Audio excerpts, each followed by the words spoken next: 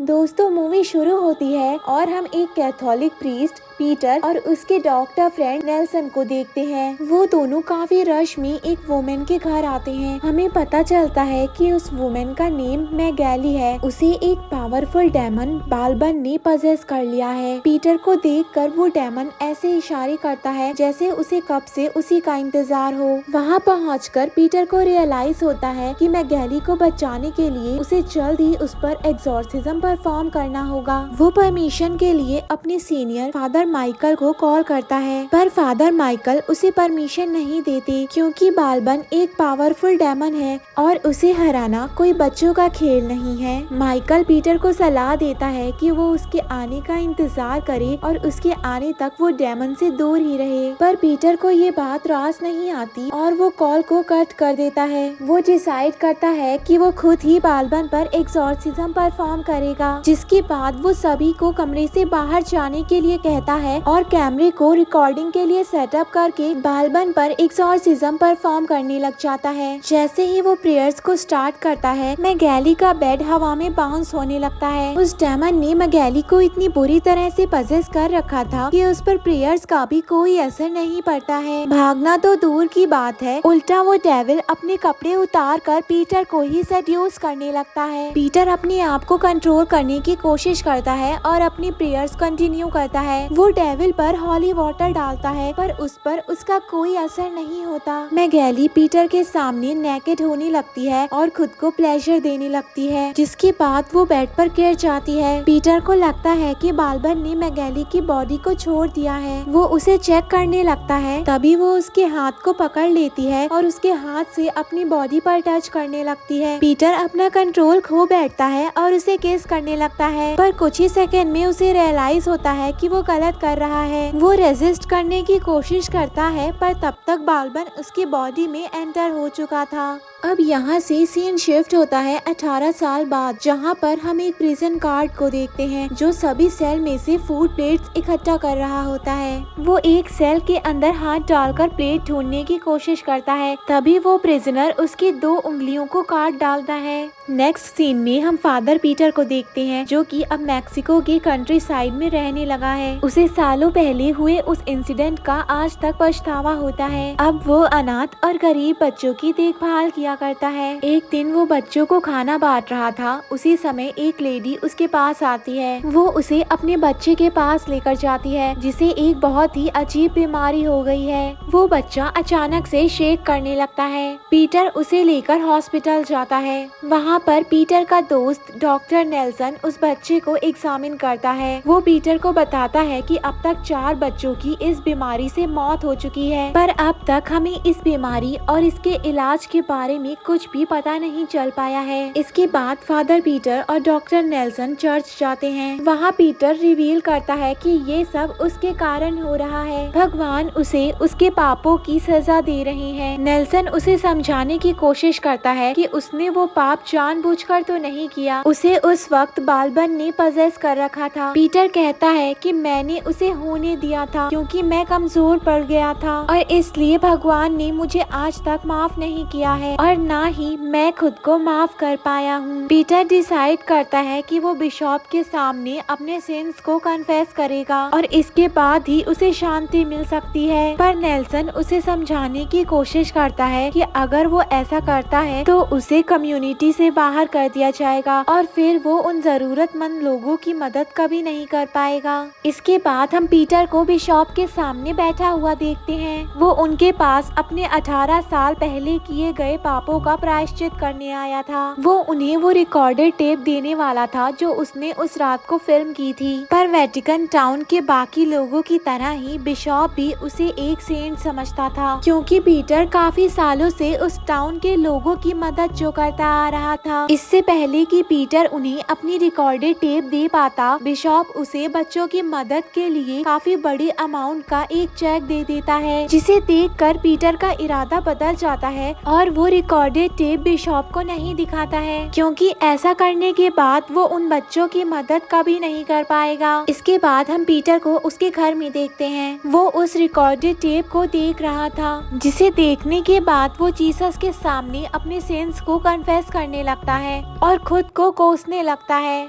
तभी उसे चर्च से चीखने की आवाज सुनाई देती है। वो वहाँ जाता है तो देखता है कि जीसस का स्टैचू गायब है। वो इधर उधर उसे ढूंढने लग जाता है। तभी उसकी नजर एक आदमी पे पड़ती है जो कॉर्नर में बैठकर रो रहा था। जब वो पास जाकर उसे देखता है तो हैरान रह जाता है। वो तो जीसस थे जिन्हें डेमन ने पजेस कर रखा था। जैसे ही डेमन उसे अटैक करने वाला था तभी वो नींद से जाग जाता है, यानी ये सिर्फ एक बुरा सपना था। कुछ समय बाद उसे प्रिजन ऑफिसर का कॉल आता है। वो उसे बताता है कि उसकी एक प्रिजनर काफी एबनॉर्मल बिहेव कर रही है और वो खास तौर पे पीटर से ही मिलना चाहती है। पीटर अपने फ्रेंड डॉक्टर नेल्सन के साथ उस प्रिजन में जाता है। वहाँ जाने के बाद उसे पता चलता है कि वो प्रिजनर तो एक यंग गर्ल है। वो उस लड़की से जेल में मिलने जाता है। वहाँ पीटर को पता चलता है कि उस यंग गर्ल को बालबन ने पजेस कर रखा है। बालबन उसे बच्चों की जान लेने की धमकी देता है और उसे सेड्यूस करने लगता है, जैसा कि उसने 18 साल पहले किया था, जिससे पीटर काफी डिस्टर्ब हो जाता है। जेल से निकलने के बाद उन्हें एक डेमोनिक चीख सुनाई देती है जिसे वो लोग बर्दाश्त नहीं कर पाते हैं। आगे हम देखते हैं कि पीटर उस प्रिजन ऑफिसर को बताता है कि वो उस डेमन पर एग्जॉर्सिज्म परफॉर्म नहीं कर सकता, क्योंकि सालों पहले मैगेली पे एग्जॉर्सिज्म करने के बाद उसने कसम खाई थी कि वो किसी पर भी एग्जॉर्सिज्म परफॉर्म नहीं करेगा। पर यहाँ पर उसे पता चलता है कि मैगेली ही एस्पेरेंजा की मॉम है। मैगेली उसे बताती है कि पीटर ही एस्पेरेंजा का फादर है। बालबन ने उसकी बॉडी को कभी छोड़ा ही नहीं, वो बस उनकी बेटी की बॉडी में ट्रांसफर हो गया है। वो पीटर से कहती है कि अगर वो सच में अपने पापों का प्रायश्चित करना चाहता है तो उसे उनकी बेटी को बचाना चाहिए। रात में पजेस्ड जीसस पीटर को दोबारा से हॉन्ट करते हैं। वो डर के जाग जाता है। अगले दिन हॉस्पिटल में उस बच्चे की मौत हो जाती है जिसे पीटर वहाँ ले गया था, पर डॉक्टर्स को अभी भी उस बीमारी के कारण के बारे में कुछ भी पता नहीं चल पाया था। पीटर उस बच्चे की मॉम को कंसोल करने की कोशिश करता है, पर उस लेडी का तो भगवान से विश्वास ही उठ गया था। उसी रात मैगेली ऑर्फनेज आती है। वहाँ वो पीटर को बच्चों के साथ खेलते देखती है तो उसे अपनी पुरानी यादें ताज़ा हो जाती हैं। कई साल पहले वो उस ऑर्फनेज में एक नन हुआ करती थी। इसके बाद हम देखते हैं कि पीटर बिशॉप के पास जाता है और वो उससे एस्पेरेंजा पे एक्सॉर्सिज्म परफॉर्म करने की परमिशन मांगता है। बिशॉप उसे परमिशन दे देता है क्योंकि वो नहीं चाहता था कि उसके लोगों पर कोई भी मुसीबत आए। पीटर उससे कहता है कि उसे इस बार एक्सॉर्सिज्म करने के लिए किसी के असिस्टेंस की जरूरत है। हम देखते हैं कि पीटर की मदद के लिए फादर माइकल को बुलाया जाता है। फादर माइकल वर्ल्ड के बेस्ट एक्सॉर्सिस्ट थे क्योंकि वो पहले भी बालबन को हरा चुके हैं। उस रात फादर पीटर अपनी रिकॉर्डेड टेप को चला देते हैं और यहाँ पर हमें वो सीन दिखाया जाता है जब बालबन ने पीटर की बॉडी को पसेस कर लिया था और उससे मैगेली के साथ वो सिंफुल एक्ट करवाया था। पीटर फादर माइकल को बताता है कि कई दिनों से उसे पजेस्ड जीसस हॉन्ट कर रहे हैं। ये सुनकर फादर माइकल हैरान हो जाते हैं। वो उसे बताते हैं कि बालबन उसकी बॉडी को पजेस करना चाहता है। उसी रात हम देखते हैं कि चर्च में नन कैमिला मदर मैरी को प्रे कर रही होती हैं। उसी समय उनके माथे पर खून गिरता है। वो देखती हैं कि मदर मैरी का स्टैचू अपनी जगह से गायब है। तभी उसे कुछ अजीब आवाजें सुनाई देती हैं। वो देखती है कि जमीन पे एक सफेद कपड़ा पड़ा हुआ है और इसके चारों तरफ खून की बूंदें पड़ी हुई हैं। जब वो उस कपड़े को उठाती है तो उसके अंदर उसे एक बच्चे की डेड बॉडी मिलती है। तभी मदर मैरी का स्टैचू उसकी तरफ बढ़ने लगता है और ऐसा लग रहा था कि उन्हें किसी डेमन ने पजेस कर रखा है। जब कैमिला पीछे मुड़कर देखती है तो उसे वहाँ पर कोई दिखाई नहीं देता, पर तभी अचानक कोई फोर्स उसे पीछे खींच लेती है। मदर मैरी कैमिला को पजेस कर लेती है और बच्चों को हॉन्ट करने लगती है। मैगेली कैमिला को रोकने की कोशिश करती है, पर पजेस्ड कैमिला उस पर अटैक कर देती है। बच्चों के चीखने की आवाज सुनकर फादर पीटर और फादर माइकल वहां आ जाते हैं और कैमिला की बॉडी से उस डेमन को एक्सपेल करके उसे बचा लेते हैं। पीटर देखता है कि उन सभी बच्चों को भी वही बीमारी हो गई है और वो समझ जाता है कि ये सब डेविल का ही काम है। अगले दिन पीटर फादर माइकल को लेकर प्रिजन जाता है। वहाँ बालबन उन्हें बताता है कि बच्चों की बीमारी के पीछे उसी का हाथ है और वो बच्चों को अपने साथ है ले जाएगा। ये सुन के पीटर को उस पर बहुत गुस्सा आ जाता है, पर फादर माइकल उसे समझाते हैं और बालबन को चिढ़ाते हैं कि वो तो एक कमजोर डेमन है और किसी काम का नहीं है। ये सुनकर बालबन को गुस्सा आ जाता है और वो उन्हें अपनी असली पावर दिखाता है। वो प्रिजन के डोर को लॉक कर देता है और फादर माइकल पर प्रिजन ऑफिसर की काटी गई उंगलियों को उगल देता है। वो फादर की बॉडी को कंट्रोल करके उन्हें जकड़ लेता है, जिससे फादर माइकल का दिमाग ठिकाने आ जाता है। अब उन्हें समझ आ चुका होगा कि बालबन से मजाक करना तो उन्हीं पर भारी पड़ गया। पीटर प्रे करके बालबन को डिफीट करने की कोशिश करता है। इधर बाकी प्रिजनर्स भी डेमन से पजेस हो जाते हैं और बालबन के साथ चिल्लाने लगती हैं। बालबन अचानक से फादर माइकल पर अटैक कर देता है और उनके कान को काट कर खा लेता है। ये देखकर डॉक्टर एस्पेरेंजा को इंजेक्शन लगाकर उसे बेहोश कर देता है। इसके बाद वो लोग बालबन को डिफीट करने का प्लान बनाते हैं। पीटर सजेस्ट करता है कि उन सभी प्रिजनर्स को वहाँ से बाहर कर दिया जाए, पर प्रिजन ऑफिसर इस बात के लिए तैयार नहीं होता। अब वो लोग अपना प्लान चेंज करते हैं और डॉक्टर नेल्सन सभी को इंजेक्शन देकर सुला देते हैं, पर उनमें से एक प्रिजनर जेल की कीज चुरा लेती है। फादर माइकल पीटर को समझाते हैं कि वो कभी भी बालबन की बातों पर भरोसा ना करे और ना ही कभी उससे कोई डील करे, क्योंकि डील के बाद हमेशा बालबन की ही जीत होती है। वो प्रिजन में चारों तरफ हॉली वाटर को स्प्रे कर देते हैं ताकि बालबन किसी दूसरे की बॉडी में ट्रांसफर ना हो सके। फादर माइकल ट्रेडिशनल रिचुअल्स की बजाय अपने नई टेक्निक को फॉलो करने वाले थे। वो पीटर से कहते हैं कि डेमन को एक्सरसाइज करने के लिए उसे ये मानना होगा कि वो खुद ही भगवान है। इसके बाद पीटर मैगेली से मिलता है। वो उससे कन्फेस करता है कि वो शुरू से ही उसे पसंद किया करता था, पर उसके साथ ऐसा सिंफुल एक्ट करने के लिए वो उससे माफी मांगता है। मैगेली कहती है कि उसे इस बात से कोई रिग्रेट नहीं है, क्योंकि उसी की वजह से उसे एस्पेरेंजा जैसी बेटी मिली है जो उसके लिए एक ब्लेसिंग है। पीटर उसे भरोसा दिलाता है कि वो एस्पेरेंजा को किसी भी हालत में बचा कर रहेगा। जिसके बाद वो फादर माइकल के साथ रिचुअल परफॉर्म करने के लिए आगे बढ़ता है।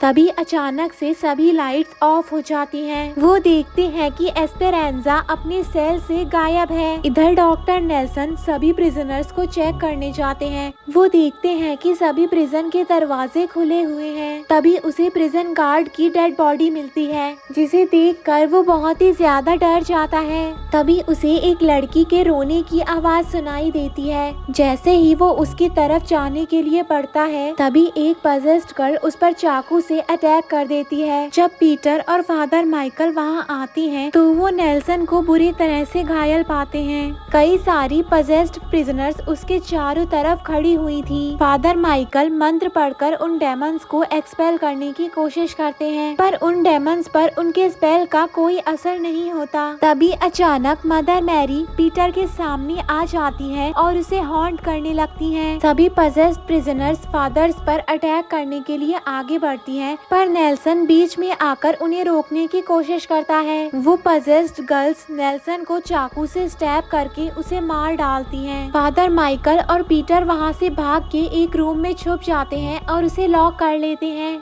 फादर माइकल पीटर से पूछते हैं कि उसने क्या सिन किए हैं, क्योंकि उसकी प्रेयर्स का डेमंस पर कोई असर नहीं हो रहा था। पीटर कन्फेस करता है कि एस्पेरेंजा उसकी बेटी है। ये सुनकर फादर माइकल कहते हैं कि अब बालबन को हराया नहीं जा सकता। पीटर रिक्वेस्ट करता है कि फादर माइकल एक्सॉर्सिज्म परफॉर्म करके एस्पेरेंजा और बाकी बच्चों को बचा ले। फादर माइकल पीटर को बताते हैं कि उन्होंने कभी बालबन को हराया नहीं था, बल्कि उन्होंने बच्चे को बचाने के लिए बालबन से एक डील की थी। उन्होंने अपनी सोल को बालबन को दे दिया था और बदले में बालबन उस बच्चे की बॉडी को छोड़कर चला गया था। फादर माइकल बुरी तरह से घायल थे और उनका काफी ज्यादा खून बह चुका था। वो पीटर को सलाह देते हैं कि वो कभी भी डेविल के साथ कोई भी डील ना करे। ये कहकर वो बेहोश हो जाते हैं। तभी वहाँ पर वो पोजेस्ड गर्ल्स आ जाती हैं और पीटर पर अटैक करने के लिए उसकी तरफ बढ़ती है, पर पीटर किसी तरह अपनी जान बचाकर दूसरे रूम में चला जाता है और डोर को लॉक कर लेता है। पीटर अपने फोन में अपने सिंस के कन्फेशन को रिकॉर्ड करता है जो उसने 18 साल पहले मैगेली के साथ किया था। वो इस कन्फेशन को बिशॉप को भेज देता है, जिसके बाद गॉड उसे उसकी पावर लौटा देती है और पीटर अपने प्रेयर से उन पजेस्ड गर्ल्स को हरा देता है। पर तभी वो देखता है कि पजेस्ड जीसस क्रॉस को कैरी करके उसकी तरफ बढ़ रहे हैं। वो हॉली प्रेयर करने की कोशिश करता है, पर तभी एक प्रिजनर उस पर पीछे से अटैक करके उसे बेहोश कर देती है।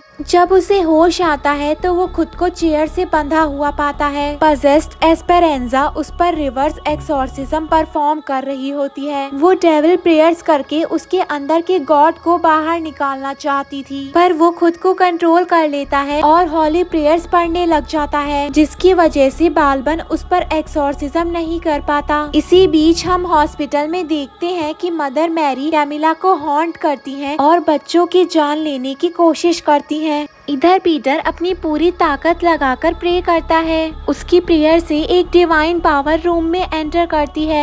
बालबन भी अपनी फुल पावर को अनलीश कर देता है। बालबन की डेमोनिक पावर पीटर के हेवेनली पावर से क्लैश करती है और आखिर में हेवेनली पावर बालबन पे भारी पड़ने लगती है। पीटर बालबन को एस्पेरेंजा की बॉडी से बाहर करने ही वाला था, तभी बालबन उसे बताता है अगर उसने उसे एस्पेरेंजा की बॉडी से निकाल दिया तो वो जाते जाते अपने साथ बच्चों की सोल्स को हेल ले जाएगा। बालबन उसे एक डील ऑफर करता है। पीटर के पास कोई रास्ता नहीं बचा था, क्योंकि उसे किसी भी हाल में एस्पेरेंजा और अनाथ बच्चों की जान बचानी थी। बालबन पीटर की बॉडी से गॉड का एक्सोर्सिज्म करके उन्हें पीटर की बॉडी से बाहर निकालना चाहता था। पीटर उसकी बात मान लेता है और गॉड उसकी बॉडी से बाहर चले जाते हैं। बालबन भी एस्पेरेंजा की बॉडी को छोड़ देता है और वो सभी बच्चे भी वापस से ठीक हो जाते हैं। मूवी के लास्ट सीन में हम देखते हैं कि फादर पीटर चर्च में सभी को ब्लेसिंग्स दे रहे होते हैं। किसी को भी डेविल और उनकी डील के बारे में कानो कान खबर नहीं होती। पीटर बच्चों की जान बचाकर बहुत ही महान बन गया था और सभी उसको सेंट मानने लगे थे। बिशॉप पीटर को बताता है कि उसका वीडियो कन्फेशन डिलीट कर दिया गया है और चर्च में उसे काफी बड़ा ओहदा मिल गया है। तभी पीटर की बेटी यानी एस्पेरेंजा उसका हाथ पकड़ती है, पर उसके हाथ पकड़ने से उसे दर्द महसूस होता है। वो पीटर से ब्लेसिंग्स लेकर वहाँ से चली जाती है। तभी पीटर की आंखें येलो कलर की हो जाती हैं, जिसे देखकर बिशॉप उसकी वर्शिप करने लग जाता है।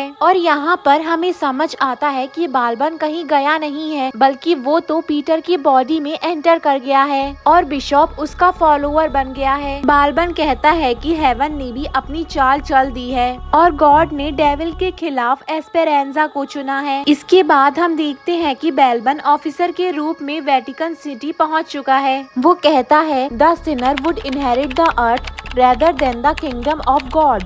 और इसी के साथ ये मूवी यहाँ पर एंड हो जाती है। दोस्तों, अगर आप चाहते हैं कि मैं आपके लिए ऐसे ही अमेजिंग हॉरर वीडियोस लाती रहूं, तो आप प्यारे प्यारे कमेंट करके और चैनल को सब्सक्राइब करके मेरा मोटिवेशन बढ़ा सकते हैं। मिलते हैं नेक्स्ट वीडियो में। Thank you, bye bye.